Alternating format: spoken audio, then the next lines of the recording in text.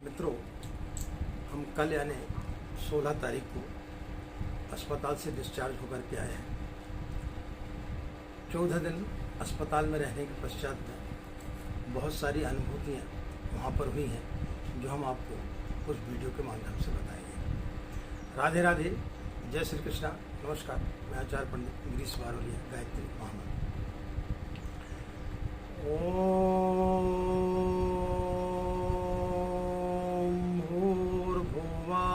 स्वाहा तत्सवितुर्वरेण्यं भर्गो देवस्य धीमहि धियो यो नः प्रचोदयात्। अखण्डमण्डलाकारं व्याप्तं येन चराचरं तत्पदं दर्शितं येन तस्मै श्रीगुरवे नमः, तस्मै श्रीगुरवे नमः। हमारे आत्मीय बंधु, अचानक इस प्रकार का परिवार के ऊपर एक मुसीबत आन पड़ी कि सारे परिवार को अस्पताल में भर्ती होना पड़ा। यह पूरे विश्व की एक महामारी है, कोविड-19, जिसने समस्त संसार को अपनी चपेट में लेकर के रखा हुआ है। इससे कोई भी व्यक्ति अछूता नहीं रह पा रहा है। हालांकि इस प्रकार के कोई लक्षण दिखाई नहीं दे रहे थे, लेकिन चूंकि एक दिन आइसक्रीम खा ली जिसके कारण से कुछ सर्दी जुकाम हो गया और धीरे धीरे परिवार के लोगों को भी उसका इन्फेक्शन प्रारंभ हो गया। तो इस कारण से चूंकि डॉक्टर व्यक्तिगत था, हमारे घर में ही रहते हैं किराए से, और बहुत अच्छा लड़का था, तो उसने सलाह दी कि आप जो है अपना चेकअप करा लें और अस्पताल में एडमिट हो जाए तो ठीक रहेगा। उनकी सलाह से कुछ थोड़े हमने लंग्स के एक्सरे लिवाए, उसमें कुछ थोड़ा से धब्बे आए, उन्होंने एडमिट किया। हालांकि कोरोना नेगेटिव आया, लेकिन इस समय एक चीज़ आपको बता दें कि प्रायः कोरोना इस समय लोगों को छका रहा है। नेगेटिव आता है लेकिन वो पॉजिटिव रहता है। इस कारण से फिर हमारा सीटी स्कैन किया गया और उसमें भी कुछ थोड़ी सी समस्या पाई गई, तो जिसके कारण से कुछ इलाज चला। 14 दिन के आसपास हम अस्पताल में भर्ती रहे। हमारी मिसेस करीब 9 दिन तक भर्ती रही, हमारे बेटे और बहू एक सप्ताह तक भर्ती रहे।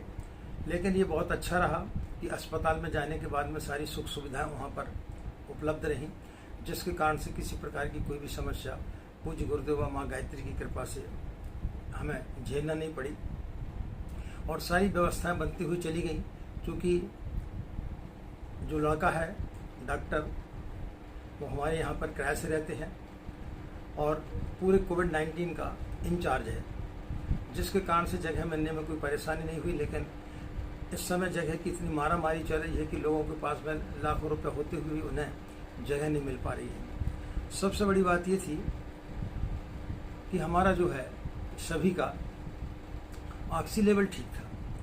जब ऑक्सी लेवल यदि गड़बड़ हो जाता है तो फिर बहुत सारी समस्याएं पैदा हो जाती हैं। उस समय फिर उसको स्थिति को संभालना बड़ा मुश्किल हो जाता है।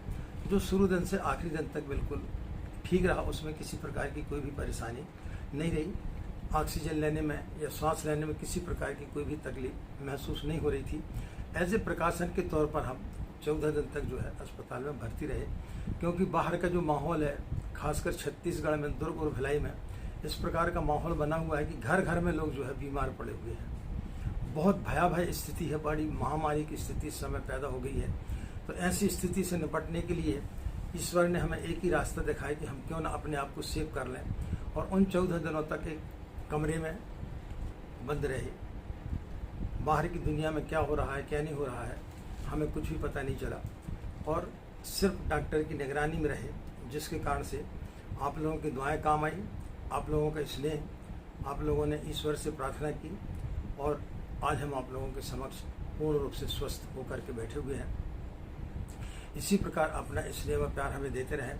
और भी जो अनुभूतियाँ हुई हैं वो हम आपको बताएंगे कि इन 14 दिनों में किस प्रकार की अनुभूति हुई, किस प्रकार से हमने मौत को अपने एकदम नज़दीक देखा।